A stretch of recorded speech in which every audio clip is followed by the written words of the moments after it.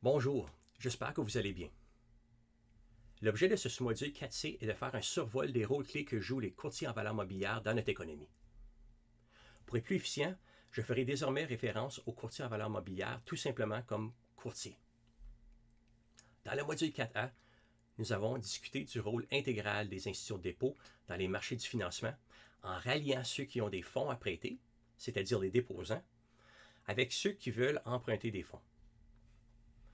Comme nous allons le voir dans le présent sous-module, les courtiers jouent également un rôle intermédiaire très important dans le marché de financement qui se nomme les marchés des capitaux. J'ai puisé les renseignements qui suivent depuis des articles et des ouvrages portant sur les valeurs mobilières, y compris la deuxième édition de l'ouvrage du professeur Christopher Nichols intitulé Securities Law, qui figure dans le plan de cours détaillé comme lecture recommandée. Alors, allons-y. Nous allons étudier les rôles essentiels des courtiers selon deux perspectives.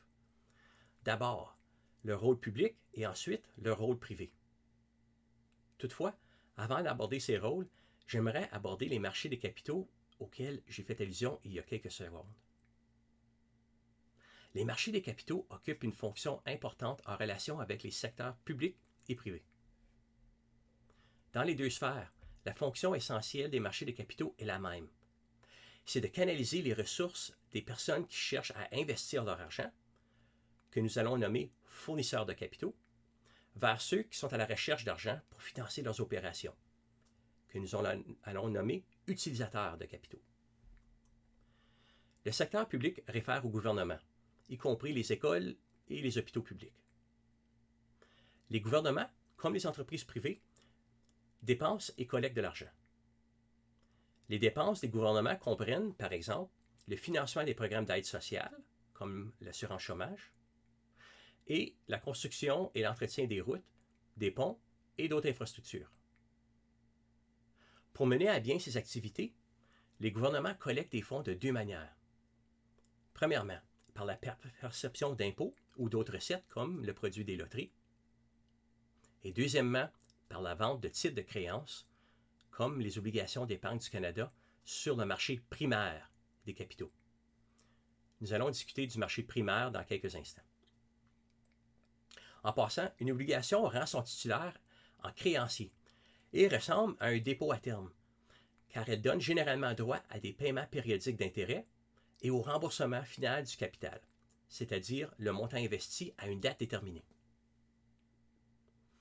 L'emprunt de fonds par l'émission d'obligations en fait des gouvernements des acteurs importants dans le marché des capitaux. Le terme secteur privé désigne tout ce qui n'est pas capté par le terme secteur public. Contrairement au secteur public, la majorité des sociétés du secteur privé est à but lucratif, c'est-à-dire qu'elles produisent des biens ou services dans le but de générer des profits. Le secteur privé comprend le bassin d'acteurs le plus important dans le marché des capitaux. Pour mener à bien leurs activités, les entreprises du secteur privé peuvent se prévaloir du marché primaire des capitaux pour chercher du financement. Le financement des entreprises, y compris des institutions financières, s'effectue surtout de deux façons.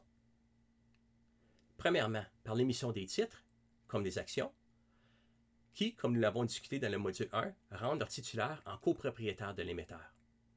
Et, deuxièmement, par l'émission d'obligations, qui rendent leurs titulaires en créanciers de l'émetteur.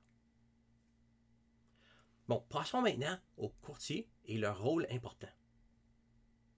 Nous allons commencer en abordant deux des trois grands rôles publics des courtiers et ensuite leurs trois grands rôles privés avant de conclure en abordant leur troisième rôle public. Dans le marché des capitaux, les courtiers jouent un rôle public important sous forme d'intermédiation du financement. Semblables aux institutions de dépôt, les courtiers rallient les fournisseurs de capitaux, c'est-à-dire les investisseurs, et les utilisateurs de capitaux, c'est-à-dire ceux à la recherche de financement, et facilitent le transfert des fonds de ces fournisseurs à ces utilisateurs. Ce marché des capitaux du financement se nomme le marché primaire des capitaux. Pour illustrer par analogie, lorsque vous achetez un livre directement auprès d'une maison de publication, vous achetez un livre sur le marché primaire, car l'argent de l'achat est transféré au fabricant du livre, ce qui sert à financer ces opérations. Les courtiers jouent un deuxième rôle public important à titre d'intermédiaire. Les courtiers rallient les investisseurs qui veulent vendre leurs valeurs mobilières et les investisseurs qui veulent les acheter. De plus, ils facilitent le transfert des fonds de ces acheteurs à ces vendeurs. Ce marché des capitaux de revente se nomme le marché secondaire des capitaux. Pour illustrer par analogie, lorsque vous achetez un livre auprès d'un magasin de livres d'occasion, vous achetez un livre sur le marché secondaire, car l'argent de l'achat n'est pas transféré à la maison de publication. Par conséquent, cet argent ne sert pas à financer les opérations du fabricant du livre. Au lieu, il sert à financer le revendeur du livre, c'est-à-dire le magasin du livre d'occasion lui-même. En effectuant ces rôles d'intermédiation sur les marchés primaires et secondaires, les courtiers jouent en même temps 3 rôles privés importants. Abordons-les avant d'aborder le troisième grand rôle public. Premièrement, ils permettent à un fournisseur de capitaux d'investir son argent. Les courtiers, comme les institutions de dépôt, offrent du même coup une alternative intéressante à placer notre argent sous nos matelas ou dans les coffres-forts à la maison. Deuxièmement, les courtiers permettent à un utilisateur de capitaux de chercher du financement de manière pratique et efficiente. Ce financement aide à diverses activités de l'économie, comme la réfraction des ponts et des routes et la recherche et le développement. Troisièmement, ils permettent aux investisseurs qui veulent vendre leur valeur mobilière d'effectuer une telle vente de manière pratique et efficiente. Les courtiers et les marchés des capitaux offrent donc une alternative aux particuliers et aux entreprises de déposer leur argent auprès des institutions de dépôt. Grâce aux courtiers, on peut choisir d'investir son argent par le biais d'achats d'obligations des gouvernements et d'achats de titres et d'obligations de sociétés dans le secteur privé, y compris des titres et obligations d'institutions financières. Dans un même temps, les courtiers et les marchés des capitaux offrent une alternative aux institutions financières de se financer par leurs opérations au quotidien. Par exemple, une banque ou un assureur qui cherche du financement autre que par la prise de dépôt ou par la perception de primes ou par même le biais des prêts interbancaires peut se retourner vers les courtiers.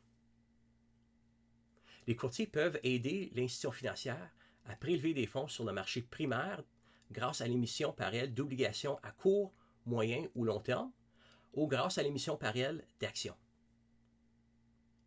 Ce financement par le biais d'émissions d'obligations est généralement appelé le financement de gros. En anglais, wholesale funding. On abordera le financement de gros dans le module 7. Comme l'achat et la vente de nombreux biens de consommation, la vente de valeurs mobilières au public nécessite des canaux de distribution sophistiqués. Les fabricants automobiles, par exemple, ne vendent généralement pas leurs produits directement aux consommateurs. Ils vendent plutôt leurs produits à des concessionnaires. Ces concessionnaires revendent ensuite les produits à profit aux acheteurs au détail. Dans le secteur des valeurs mobilières, ces deux fonctions, c'est-à-dire l'achat auprès de l'émetteur des valeurs mobilières et la revente ultérieure au public à profit, sont également exercées, mais par des courtiers. Lorsque les courtiers achètent initialement des valeurs mobilières auprès de l'émetteur, ils sont décrits comme agissant à titre de preneurs fermes, en anglais underwriters. Une fois que le preneur ferme a pris cet engagement, c'est souvent lui et non l'émetteur qui supporte le risque de la revente. Dans un tel cas, du point de vue de l'émetteur, c'est le courtier qui s'engage à fournir le financement.